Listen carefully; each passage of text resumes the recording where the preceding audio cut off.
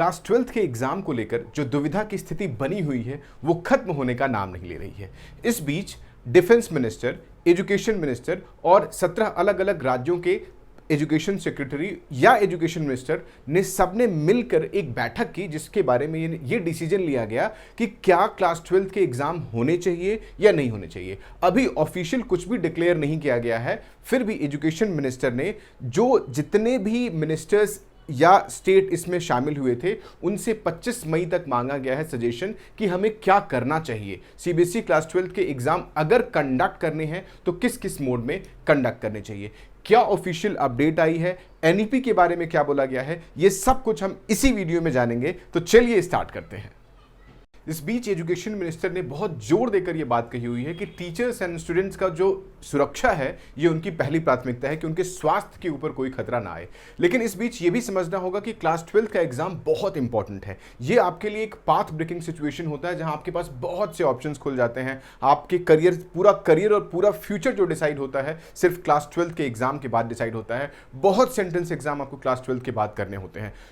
इसलिए भी जरूरी है कि क्लास 12th के एग्जाम हो या ना हो, लेकिन उसका इंपॉर्टेंस बहुत जरूरी है। उसको देखते हुए सरकार क्या कदम उठाती है, इसलिए उसकी इंपॉर्टेंस और ज्यादा बढ़ जाती है। इसके होने वाले और भी बहुत से एग्जामों के बारे में भी चर्चा की गई है। इसी एग्जाम में CUCET के बारे में चर्चा की गई थी और 182 टास्क जो डिसाइड किए गए थे इस एनईपी में, उन सबका इंप्लीमेंटेशन जून 2020 से स्टार्ट हो जाएगा, ये बात भी की गई है। लेकिन एग्जाम के बारे में क्या कही गई बात है, चलिए उस पर चर्चा करते हैं।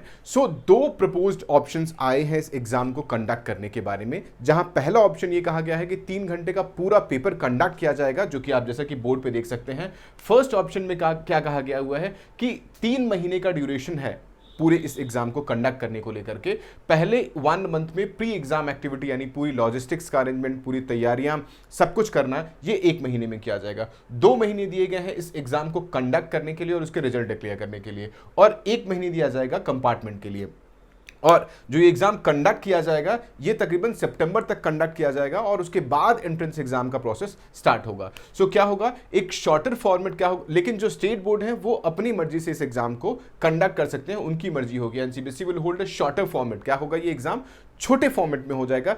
इसका मतलब है कि जो पेपर होगा वो 3 घंटे का नहीं होगा, हो सकता है 1.5 घंटे का हो जाए, 2 घंटे का हो जाए, और ऑप्शनल क्वेश्चन ज्यादा आने के चांसेस हैं। और सिर्फ मेजर सब्जेक्ट के लिए एग्जाम होगा। गौर करने वाली बात है कि सिर्फ मेजर सब्जेक्ट्स के लिए एग्जाम होने वाले हैं। माइनर सब्जेक्ट के मार्क्स इस मेजर सब्जेक्ट के एग्जाम के ऊपर डिपेंडेंट करेंगे। एग्जाम कब होगा, अगस्त से सितंबर के बीच में, 3 आवर का ड्यूरेशन होना चाहिए और जो सेंटर्स होंगे वो डेजिग्नेशन सेंटर पे होना चाहिए। तो यहां कंट्राडिक्शन देखो, ये जो है 2 चीजों में है, लेकिन चांसेस ज्यादा इस बात पे है कि जो एग्जाम होगा वो शॉर्टर ड्यूरेशन के लिए होगा, यानी उसका जो एग्जाम का पीरियड होगा वो कम होगा और ऑप्शनल क्वेश्चन आने के चांसेस ज्यादा हैं। लेकिन ये प्रपोज किया गया है, ये फाइनल कंफर्मेशन नहीं आया हुआ है। दूसरा ऑप्शन क्या कहते हैं कि 90 मिनट्स का एग्जाम होगा और 19 मेजर सब्जेक्ट्स के लिए एग्जाम होगा, और इसमें क्या होगा, 1 लैंग्वेज और 3 कोई भी इलेक्टिव सब्जेक्ट्स होने चाहिए, और बाकी जो 5वां और 6वां सब्जेक्ट होगा उसका मार्क्स इस लैंग्वेज और 3 के ऊपर डिपेंडेंट करेगा। एग्जाम कब होगा, स्कूल में भी हो सकता है और बाहर भी हो सकता है। स्कूल में होगा तो लॉजिस्टिक बच जाएगा, और सेंटर जाएगा तो लॉजिस्टिक के खर्चे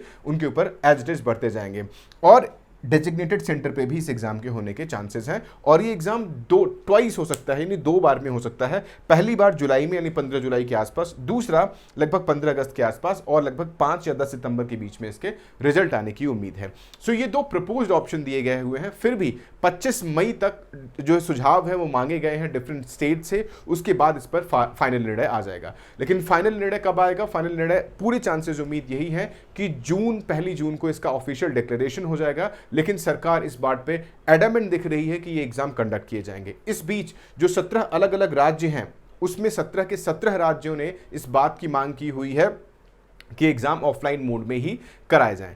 दिल्ली के जो हमारे एजुकेशन मिनिस्टर हैं मनीष सिसोदिया, उन्होंने बोला हुआ है कि जो मैक्सिमम स्टूडेंट्स हैं वो 17.5 साल से ऊपर हैं, तो पहले उनका वैक्सीनेशन कर दिया जाए और फिर उनका एग्जाम लिया जाए। लेकिन फाइनल डिसीजन सब कुछ सरकार के हाथ में है। सरकार ने इस बात पे पूरा जोर दिया हुआ है कि बच्चों की सुरक्षा और टीचर्स की सुरक्षा उनके लिए पहली प्रायोरिटी होगी। मैंने आपको 2 चीजें बता दी हैं कि किस किस ऑप्शन में ज्यादा उम्मीद है कि सेकेंड ऑप्शन सेलेक्ट किया जाएगा, फर्स्ट ऑप्शन नहीं होगा। फॉर्मल अनाउंसमेंट बहुत जल्दी होगी, जो भी कुछ अपडेट होगा हम आपको बताते रहेंगे। सो प्लीज, अगर आपको ये वीडियो पसंद आई है तो सब्सक्राइब करना ना भूलें।